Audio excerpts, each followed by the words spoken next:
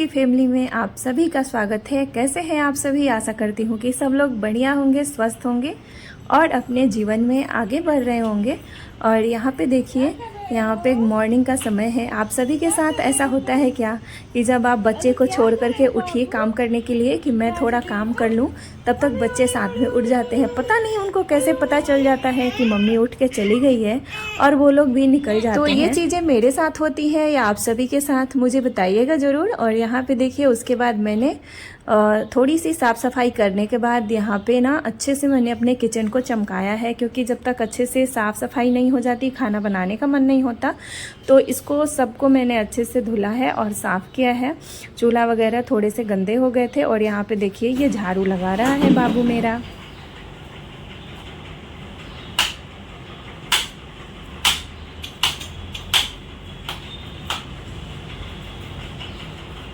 झाड़ू लगा रहे हो क्या बाबू? बाबू बाबू, तुम झाड़ू लगा रहे हो? वाह बेटा वाह, बाबू तो झाड़ू लगा रहा है। वाह बेटा वाह बेटा।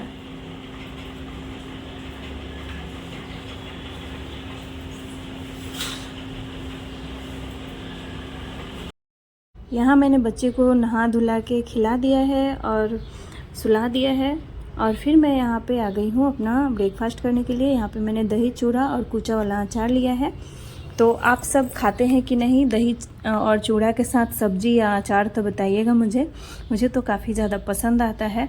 और ना मैं यहाँ पे लेके बैठ गई हूँ खाने के लिए। ये देखिए, अभी थोड़ा बहुत खिलौना जो है वो पड़ा हुआ है, बिखरा हुआ है। और कपड़े जो हैं वो मैंने सुखा के रखे हैं, उसे फोल्ड भी करने हैं।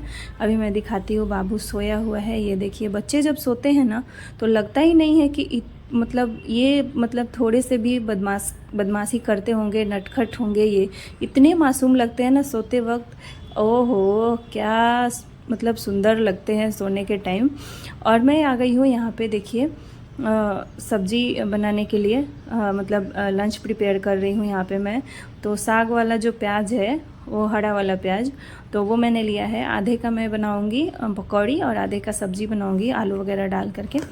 तो उसकी मैं तैयारी कर रही हूँ। दाल और चावल बनाऊँगी। तो आज मैं सब्जी चावल खाऊँगी। गुनगुन और बाबू के लिए ना मैं दाल बना रही हूँ। और आप सभी की पढ़ाई तो चल ही रही होगी, मेरी भी चल ही रही है। सुबह में मैंने जो सचिन सर का बैच है वो मैंने अच्छे से, मैं उस पर ना सिर में बोझ नहीं रखना चाहती। तो मैं सुबह सुबह जो भी क्लासेस होते हैं ना वो मैं देख लेती हूँ। सो के उठ के ना तुरंत पढ़ने का मन नहीं होता है, तो रिवीजन भी हो जाता है। मैं वो अपना क्लास भी देख लेती हूँ। मैं सीटेट की तैयारी कर रही हूँ। जो लोग नए हैं उनको मैं बता देती हूँ, मैं मुंबई में रहती हूँ और यहीं पर मैं अपना तैयारी कर रही हूँ। किसी भी टीचर एग्ज़ाम की मैं तैयारी कर रही हूँ। यहाँ अभी गुनगुन अभी नहाई नहीं है, तो वो आई है ड्रेस लेकर के। वो आप अपने मन से खुद से ड्रेस पसंद करके पहनना शुरू कर दिया है उसने। तो यहाँ पे वो लेकर के आई है कि मुझे यही पहनना है। तो मैंने बोला ठीक है, तुम जाओ नहा के और पहन लो, फिर मैं पहना दूँगी। तो वो नहा लेती है थोड़ा बहुत कभी कभी खुद से भी। तो गई नहाने। और एक बात है कि मेरे जो जीवन में हुआ है या हो रहा है, तो मैं बता रही हूँ आप सभी को जो मैंने झेला है।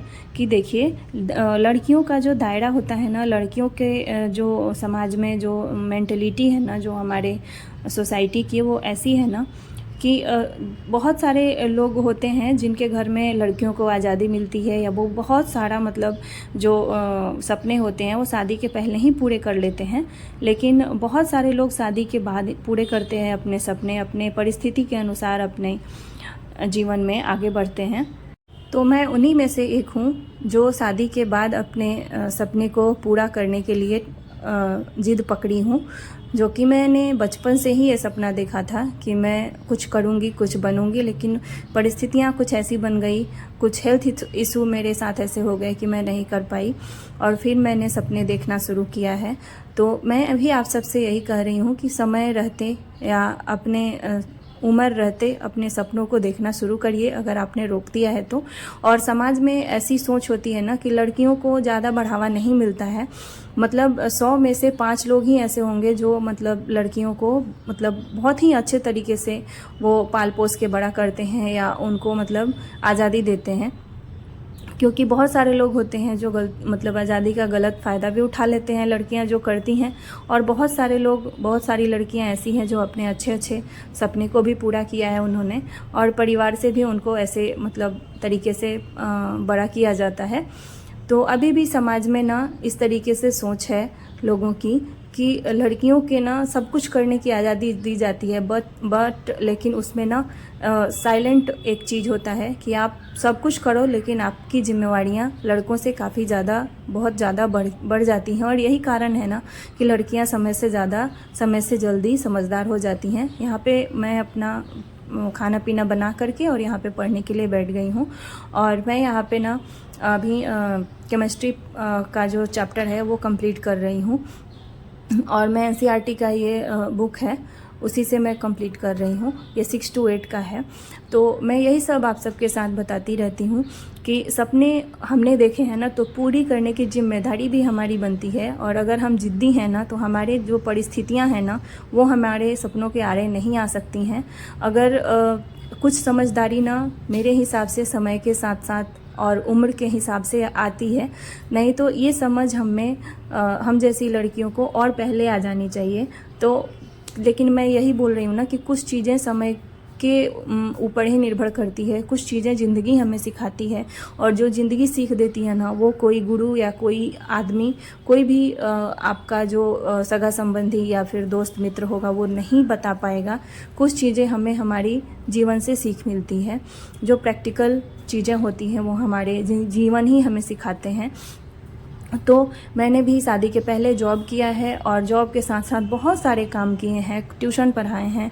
तो मैं कभी ऐसी अपनी जो है जर्नी में बताऊंगी शादी के पहले की, कभी ऐसा अगर लगा आप सबके साथ शेयर करना चाहिए तो मैं आप सबके साथ ज़रूर करूंगी। तो मैं अभी छोटा मोटा ऐसे ही शॉर्टकट में बता देती हूँ कि लड़कियों की आज़ादी जो है, लड़कियों के दायरे जो हैं समाज के, सोसाइटी के दिमाग में अभी भी बहुत ही मतलब कंजस्टेड हैं। बहुत ही छोटी सोच है लड़कियों के बारे में लोगों के। अब तो धीरे धीरे लोग खुले दिमाग के होने लगे हैं, खुली हवा में लड़कियों को सांस लेने के लिए मिल रहा है। बहुत सारे जेंट्स भी होते हैं जो शादी के बाद उनको ऐसी परवरिश मिलती है कि वो मतलब अपने जो वाइफ होते हैं, जो बीवियां होती हैं, उनको भी लोग उतनी आज़ादी नहीं देते हैं, उनको अच्छे से खाना, अच्छे से जीने भी नहीं देते हैं। तो कई घर ऐसे भी होते हैं। तो लड़कियों के बारे में लड़कों को भी बहुत ही मतलब रूढ़िवादी तरीके से, बहुत ही मतलब दबा के रखने वाली जो भावनाएं होती हैं वो लड़कियों के लिए होती हैं। तो अगर आपको थोड़ी भी आज़ादी मिलती है, अगर आप थोड़ा सा भी आपके मन में सपनों को लेके उड़ान भरने की इच्छा है तो आप उसे कभी भी किसी भी उम्र में देख सकते हैं और पूरे कर सकते हैं। अपने परिवार वालों का साथ आप ले सकते हैं, कन्विंस कर सकते हैं। अगर आप में उतनी हिम्मत है तो धीरे धीरे आप स्टैंड लेना शुरू करिए, आप अपने सपनों को साकार करिए। और यहाँ पे ना मैं आज बहुत दिनों बाद ना गुनगुन को जब 1 साल की थी ना, जब ये हुई थी तब मैं गांव चली गई थी। 2 महीने की हुई थी तब लेकर के, और उस टाइम कोरोना आ गया था तो मैं 1 साल की हो गई तब मैं आई। और फिर उस टाइम के जो गुनगुन के नए नए ड्रेस थे जो कि इसको छोटे हो जाते थे, कई बार हम छोटे ही खरीद लेते थे, अंदाज़ा नहीं था हमें कपड़े पहनाने का, और ये टी शर्ट और पैंट ही पहना करती थी। तो फिर वो कपड़े हम रख दिया करते थे। मैं यही सोच कर रख देती थी कि फ्यूचर में किसी को दे देंगे, या मतलब रहेगा तो अगर दूसरा बच्चा होगा तो पहनेगा। मेरे दिमाग में ये सब चीज़ें चलती रहती थी। तो फिर इसलिए मैं वो रख देती थी, क्योंकि न्यू कपड़े थे और लड़कियों के जो कपड़े थे, बाकी के और भी जो कपड़े थे, कोई मतलब कितने सारे कपड़े मैं हर 6 महीने में इधर उधर कर देती हूँ, लोगों को दे देती हूँ। और बाकी के थोड़े बहुत जो कपड़े थे वो बहुत दिनों से ये बॉक्स में पड़े हुए थे, तो मैंने आज सोचा चलो उसे निकाल लेते हैं। और उसको देखती हूँ बाबू इसी उम्र का है, तो उसमें से बहुत सारे ऐसे कपड़े हैं जो मिल जाएंगे इसके पहनने के लिए।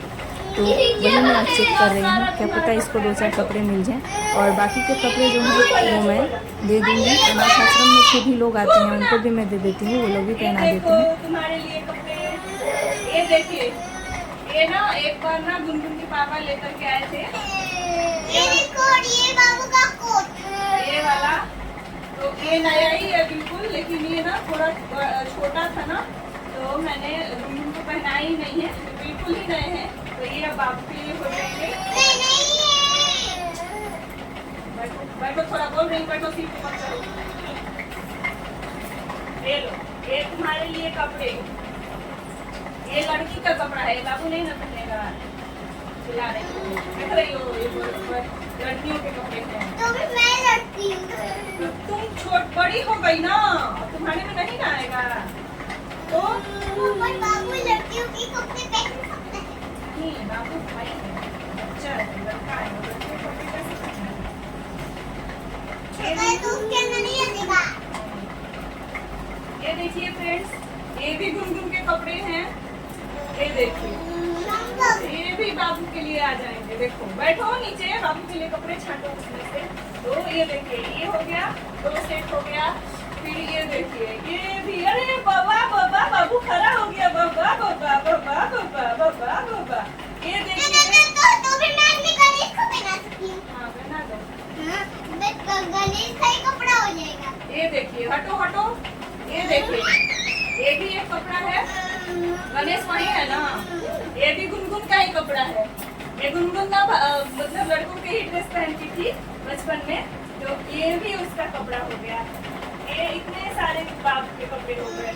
ये लो कपड़े लो। मम्मी क्या आप गणेश को ये पहना दोगी? अब ये गणेश में नहीं आएगा, गणेश बहुत छोटा है बेटा।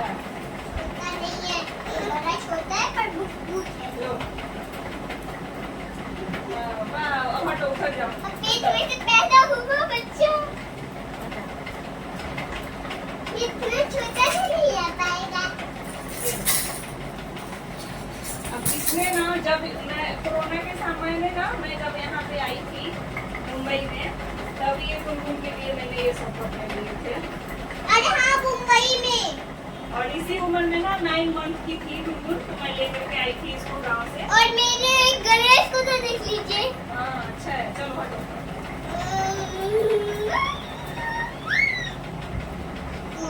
ये इसके कपड़े हैं। तो यहाँ मैं बाबू के कपड़े छांट लिया है मैंने। बहुत सारे कपड़े गुनगुन के हैं जो मैंने अलग थैले में रखा है, किसी को दे दूँगी। और मैं आप सबसे यही कोशिश करती हूँ, अपने मोटिवेशन आपके साथ शेयर करती हूँ कि भले ही हम एक दूसरे से कनेक्टेड नहीं हैं, भले ही एक दूसरे को नहीं जानते हैं, लेकिन मेरी जो जर्नी है, मेरी जो बातें हैं, शायद किसी के साथ ऐसा फील होता हो या ऐसा उनके लाइफ में हो रहा हो। तो आप अपने जीवन में आगे बढ़िए। आप ये सब चीज़ों से आगे निकलेंगे तो आपको आपके सपने पूरे करने के लिए टाइम भी मिल जाएंगे। और जिस तरीके से हमारा समय चल रहा है ना, हमें घबराना नहीं है, परिस्थितियों के आगे झुकना नहीं है बिल्कुल भी। चलिए मिलते हैं इसी तरीके के दूसरे वीडियो में। Bye bye, thanks for watching. अगर आप वीडियोज़ में पहली बार आए हैं तो लाइक, कमेंट और चैनल को सब्सक्राइब जरूर कीजिए।